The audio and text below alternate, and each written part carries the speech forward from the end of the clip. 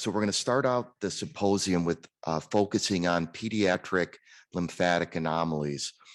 And I'm going to be giving the first talk on primary lymphedema. Dr. Denise Adams, who was a member of our Vascular Anomaly Center at Boston Children's Hospital, who's now at CHOP, is going to be talking about lymphatic anomalies and medical treatment. And Dr. Adams really was the person that developed the current treatments and started medical therapy for lymphatic anomalies. And then one of my close friends and colleagues, Dr. Greene, who's a member of our Department of Plastic and Oral Surgery at Boston Children's Hospital, is going to talk about thoracic duct reconstruction for central conductive lymphatic anomalies. Dr. Greene has published seminal work on this topic, and he's a microsurgeon. And then our last talk is going to be given by Dr. Weinstein, who's an interventional radiologist here at the Beth Israel Deaconess Medical Center, and he's a last-minute substitution for Dr. Chaudhry that wasn't able to be here with us today. Okay, so I wanted to start out with the classification of lymphedema, just to put things into perspective. Primary lymphedema comprises less than 1% of all cases of lymphedema in the world. So 99% are secondary. You're going to hear a lot during the symposium really focused on secondary lymphedema. This talk is on primary. It's idiopathic. It affects about 1 in 100,000 people. Historically, primary lymphedema has been classified with using these terms congenital, precox, and tarda. As you can see, there's no universal definition to these. And in our center, we prefer to use a biological classification. So when someone presents with primary lymphedema, we use the terms infancy, childhood, adolescence, or adulthood.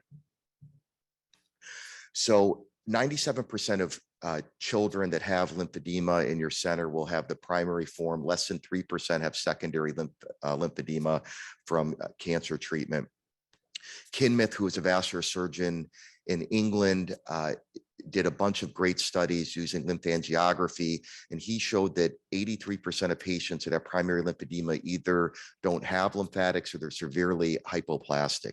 17% have hyperplastic lymphatics, and these are typically patients that have vascular malformation overgrowth syndrome, such as Klippel-Trenaunay syndrome.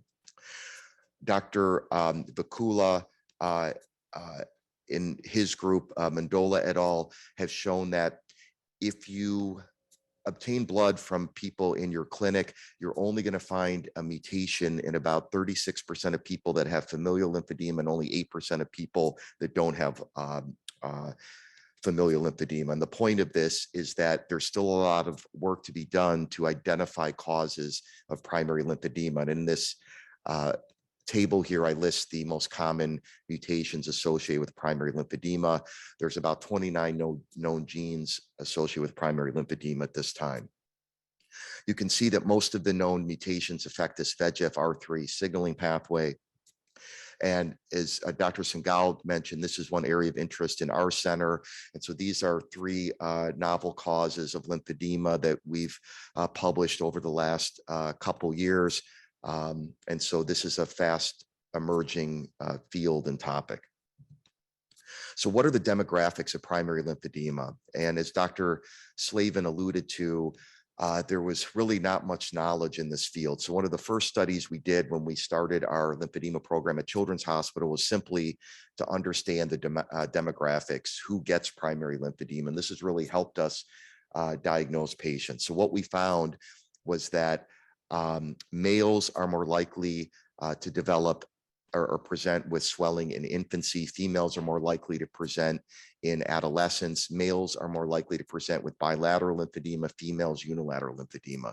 So this really helped us. So for instance, if we have a 13-year-old female in our center who has a 6-month history of one leg, lower extremity edema, or suspicion that that patient has primary lymphedema is high just based on these demographics.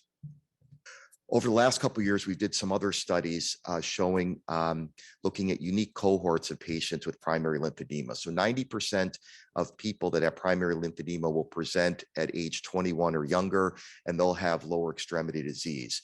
10% of patients, based on our demographic work, will have upper extremity lymphedema, and 10% will present in adulthood after age 21. And they're actually unique cohorts with different causes of their disease. And so in this study, we found that patients who present in adulthood have a very low risk of passing their disease off to their offspring. So out of 26 patients, we only have one in our center that gave the mutation to their children. And so it seems that there's a different biology happening with adult onset, and as you'll see in upper extremity lymphedema. And then we found a cause of adult onset lymphedema. It's Arin B4. So that's a unique cause of this condition. Interestingly, when we looked at people that had primary lymphedema, again, it's a different disease. Half of those people will have lower extremity lymphedema as well. And many of them will have other lymphatic anomalies. And so now when we have someone in our center that has upper extremity lymphedema, we're going to closely look at their legs. And we're also going to counsel the patients that they have a high risk of developing lower extremity lymphedema as well over their life. And we just published this finding that we found a cause of upper extremity lymphedema, and it's called SELSER1 as the mutation. So what is the natural history of lymphedema? And this is a common question. Whether you have primary lymphedema or secondary lymphedema, the subsequent pathophysiology is equivalent. And so what happens is the high protein fluid in the interstitium causes the body to react by making increased subcutaneous adipose tissue. And then the extremity gets bigger, not because of fluid, but because of fat. And it goes through these different stages. Our colleague who's been mentioned a couple of times already this morning, Dr. Håkan Borson, this is a cadaveric image courtesy of him. And you can see what happens with chronic lymphedema. The problem ends up becoming fibroadipose tissue in the subcutaneous plane, not so much the edema. So what is the morbidity of primary lymphedema and even secondary lymphedema? Number one is it causes a quote unquote cosmetic issue because one leg or arm is bigger than the other one. The other major issue is that people have a 70 times increased risk of infection. And then what's less common, and you'll see all of these severe cases that I'm showing and other people are showing, but most patients with lymphedema don't end up with these drastic images. So people, less than 5% in our clinic have significant functional problems. It is progressive. In our whole career, we've only had 2 patients that develop lymphangiosarcoma, and people that present with one extremity are at risk for getting it in the other extremity. So how do you diagnose primary lymphedema? So 25% of patients referred to our center with a diagnosis of quote unquote lymphedema don't have the disease. And what's happened in medicine is lymphedema has turned out to be a generic term for any type of limb overgrowth, similar to what's happened in the field of vascular anomalies, where the term hemangioma is just usually described to describe any type of vascular anomaly. And then here are some examples. So the patient here has primary lymphedema. All of these other patients are actually individuals referred to our center with lymphedema, but they don't have the condition. And so it's critically important to accurately diagnose a patient with lymphedema because the prognosis and treatment is very different than all of these patients. So how do you diagnose primary lymphedema or even secondary lymphedema? People in the field can accurately diagnose a patient roughly 95% of the time. You can ask a history. If their mother and grandmother had lymphedema, it's very likely the patient has lymphedema as well. Have they traveled to areas endemic for filariasis? And then there's some physical exam signs, and you can go through a differential diagnosis. So a Stemmer sign was described in the 70s or even before then, and it entails pinching the skin of the dorsal foot or the hand. In a study that we did, we found that it was about 92% sensitive, and it's not that specific. It's about 57% specific. So people that end up with a false negative Stemmer sign are individuals that are very, very thin and people with stage 1 disease. People that have a false positive test tend to be obese or have neuromuscular disease. You'll see that in a talk later this morning. So the gold standard test to diagnose someone with lymphedema is a lymphoscintigram. There's no risk to the test, and we've developed a evidence-based protocol for lymphedema. And so we found that the test is about 96% sensitive, 100% specific. All of the false negative tests are in patients with primary lymphedema. We haven't seen it in patients with secondary lymphedema. And so here's a rare example of someone that had a false negative test, left upper extremity swelling, normal lymphoscintigram, we'll always, if we still have a high suspicion the patient has lymphedema, we'll repeat the test a year later, and here it is a year later, clear lymphatic dysfunction. We also hypothesized early on that if someone had more severe clinical lymphedema, their test, quote unquote, would be more severe, i.e. dermal backflow or longer transit to the nodes. We found the opposite, that there's not a correlation between the clinical severity and the lymphoscintigraphy findings. And so at this time, we look at a lymphoscintigram really as a yes/no question. Do they have lymphedema or not? And so we came up with this evidence-based protocol where you only need an image at 45 minutes, and we got rid of the 4-hour image. We still get an image at 2 hours, because if you don't get an image at 2 hours, you'll have a 3% false negative rate. So i.e., if you only look at that 45-minute image, you'll miss 3% of patients that, although they had normal transit at 45 minutes, they'll show dermal backflow at the 2-hour image. And I think I have, here's an example. So here's a patient with right lower extremity lymphedema. Here's her 45-minute image. It's normal. If we didn't get this second 2-hour image, you can see now that she's developing dermal backflow. So it's important just to get that 45-minute and 2-hour image. And here's some other examples why lymphoscintigraphy is so critical, certainly in primary lymphedema, but also, in our opinion, secondary lymphedema. So here's a patient, lymphatic dysfunction. Here's another patient, similar phenotype, but this patient actually has normal lymphatic flow. This patient has a microcystic lymphatic anomaly. So you would counsel the patient differently. This patient theoretically wouldn't have an increased risk of infections. Here's another example why lymphoscintigraphy is so important. A patient with some swelling, a capillary malformation, no flow to the inguinal region. So this patient has a disease we named, it's called lymphedema CM or LCM. Here's another patient, similar phenotype, but normal lymphatic flow. So this patient we would call diffuse capillary malformation with overgrowth. Although they look similar, they're different. Their prognosis and treatment is different. And then here's just another example, and you'll see this in a later talk. Here's someone with a myelomeningeal abnormal lymphatic flow, popliteal nodes. Here's another patient, similar phenotype, but no lymphedema. So again, this is very important to be able to diagnose the patient. So how do you treat patients with lymphedema? It's the same whether it's primary or secondary.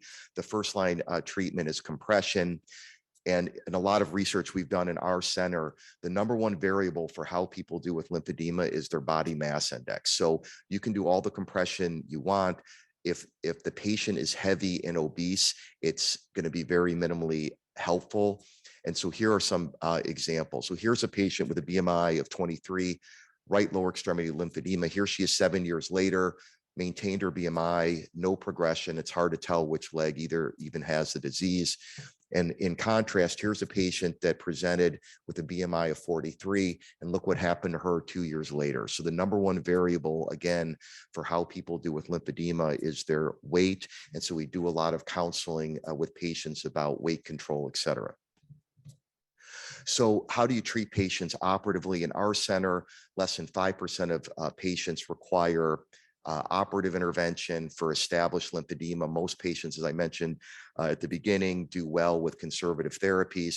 My personal indications for when to operate on someone is whether they're symptomatic, failing conservative therapies, infections, or even psychosocial abnormalities where they're suffering from the appearance of the lesion. So my personal workup, I always get a lymphoscintigram, and this is an example why. This is a patient referred to me from an outside surgeon who was planning on doing a lymph node transfer for left lower upper extremity lymphedema. She came to me for a second opinion. I was suspicious that she had upper extremity lymphedema based on those other slides I showed you, where people, first of all, primary lymphedema is very rare. And if you have upper extremity lymphedema, it's even the rarest type, less than 10% of people. So here's her lymphoscintigram, and it showed she had completely normal flow. So this patient has likely a PIK3CA mutation and a mild phenotype for Clove syndrome. So the lymphoscintigram avoided a lymph node transfer for someone that didn't have lymphedema.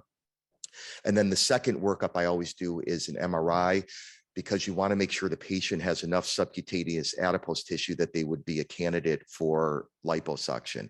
And I'd say a couple times a year, I get the MRI and it's mostly fluid without fat. And so then we encourage the patient to try and do better with their compression strategies.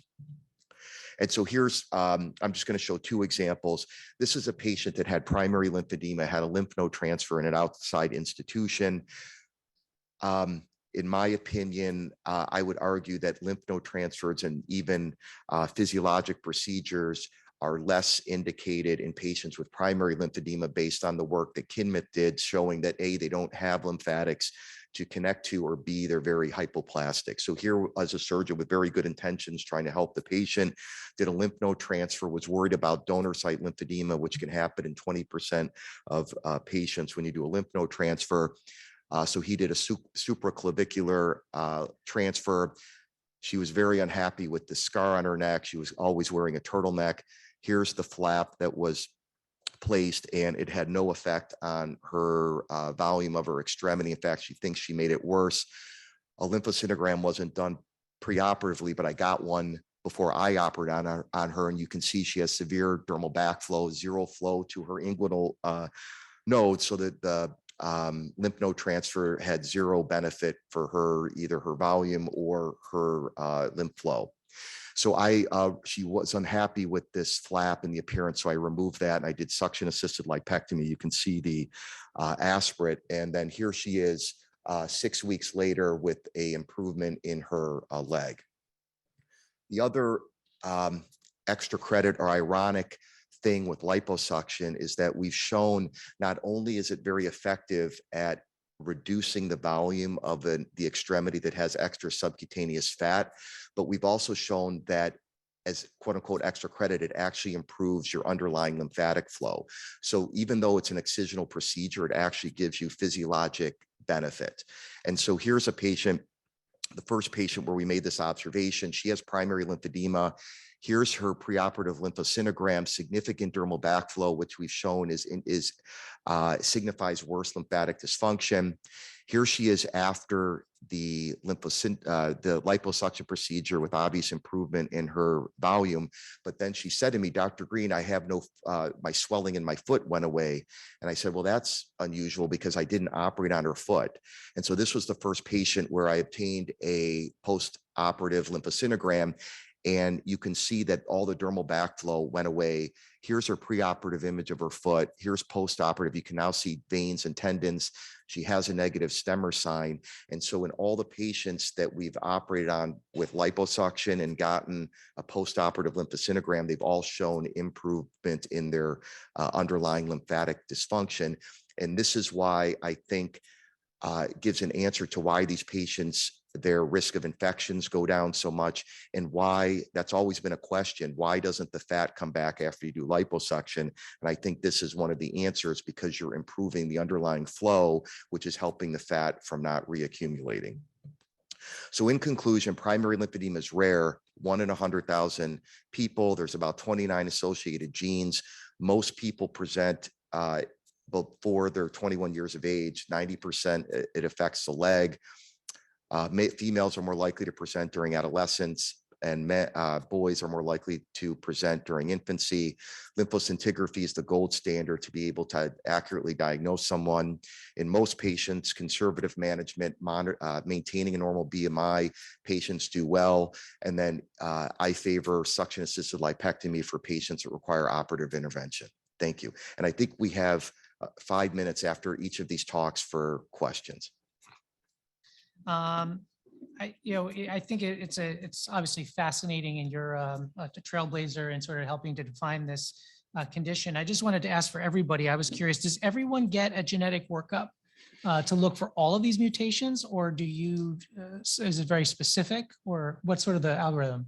Yes, so we don't have a routine genetic workup for a couple of reasons. So as I mentioned, Mika Vakula has shown that if we try and draw blood and look for known mutations in lymphedema genes, we're only going to find something, at least in that study, my Mendola et al., about 8% of the time. Now I think that that number would be increased, but your chance of finding something is low. The second reason we don't do it, I guess there's three, is that depending on the age of the patient, it can be very traumatic to have a young child have to have a blood draw. And then the third kind of roadblock to that is having insurances, cover it. So what we do currently is we have a research protocol where we can obtain blood, and we actually do it in our clinic. And then we have some research funds and some donor money to fund the genetic workup. But what we're doing is whole exome sequencing. So we're looking at the whole genome, and we're able to not only find known genes, but genes that are still unknown to cause lymphedema, as you've seen a couple examples that I showed. Fascinating. And is it any different for the adult onset patients? The adult onset patients, it's easier to draw blood for them just because they're more tolerant of the needle stick. All right. And then if you did find something, do the family members, is that something that they can, is there any advising or workup that happens with family members, and can that be done anywhere, or is that something that's? So if we find something out of research protocol, we tell the family and then counsel the family. Oh, great. Awesome. Jeff, we've got questions coming in Sure. live, so I thought I'd start reading them out. Arin, as always, thanks for a great talk. We have a question here. What is your preferred antibiotic treatment of recurrent cellulitis, and how long do you put patients on antibiotics? And what's the youngest age you recommend a pneumatic pump?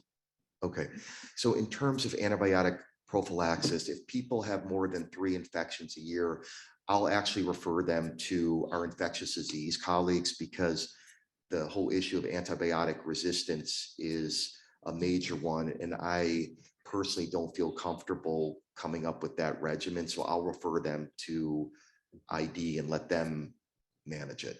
It typically is a penicillin or cephalosporin, and they typically give low doses, and then it's chronic. Fantastic. And actually, I see that Dr. Gale is from the NIH, has her hand up. I don't know if there's any way to get her in live for her question. Otherwise, we'll try to get it through the chat. There's another question here, and actually it's dovetails on a question I have. The question that came in is, what compression strategy do you recommend after suction-assisted lipectomy? And it's one, and it has to do with a question I wanted to ask you, which is, do you notice a predominance of fluid versus fat dominant disease in primary versus secondary? We see a lot of secondary over here at BI, and I would say they're predominantly coming in as fat dominant. How does it look like on the primary side? In my impression, I don't have evidence for this, but my impression is that the pathophysiology is the exact same, and the presentation is the same as secondary lymphedema. And so I primarily see fat dominating the extremity volume. And then in terms of the questions of the pneumatic pump and the compression, I defer. Mary Lou Sarno is our compression expert in our center, and so she's trained. And so I kind of defer to her and her management of the compression. We usually do ACE wraps just for the acute period, and then once the swelling and kind of the oozing from the procedure has subsided, then we convert to more standard compression. But I kind of defer to Mary Lou for that. And then in terms of the pneumatic compression, I guess a lot of this has to do with psychology. And so I think in this field and in medicine in general, you don't want the intervention to be worse than the disease. And so I have a high threshold to start pneumatic compression in children, because hooking a child up to a machine for X amount of hours a night reminds them of their condition. And there's not great data about how important doing pneumatic compression is over the course of someone's lifetime. So i.e., is it even helpful at all, or helpful long-term? So I would offer it typically in teenagers and typically avoid it in people younger than teenagers, unless they want it and the families want it. Excellent. I just want to remind everyone, certainly if you have any questions, make sure you put them in the chat so we can certainly address all your questions. Is there any role of nutritionists in seeing these patients with the BMI? Yes. So we have a collaboration with the Brigham and Women's Surgical Weight Loss Center, and you'll see a lot of that in the next talk. But and also with our own hospital. So patients that are pediatric individuals are referred to our OWL program at our own institution, and then adult patients are referred to the Brigham. I know we're over, but Dr. Gales has a question. She wants to learn more about the cause-effect relationship between obesity and lymphedema. Seems they are enhancing each other. Yes. Yes, so there's a reciprocal relationship between obesity and lymphedema. So if you're, and you'll see that in the next talk, but once your BMI gets to be over 40 for reasons we don't fully understand, it damages lymphatics in your legs. The disease we named obesity-induced lymphedema is universal almost when your BMI is over 60. And then what happens, you get in a vicious cycle. So you become obese, that damages more lymphatics, you become more obese, then you get this thing called massive localized lymphedema, which are these outpouchings of lymphatics in the in soft tissue overgrowth. So the only way to break the cycle is weight loss. Awesome. And just we are over time, but one liner here. Question from Dr. Dean. Is there a certain BMI that obviates your decision to proceed with liposuction? For us, we have a BMI cutoff of 35 at BI. Yes, and that's also in this next talk. The what I've learned is the BMI has to be below 40, and there's been some times where I've there hasn't been any other options, but you want to do everything you can not to do liposuction in someone whose BMI is over 40, because as you see in my next talk, it'll come back and the results aren't as good.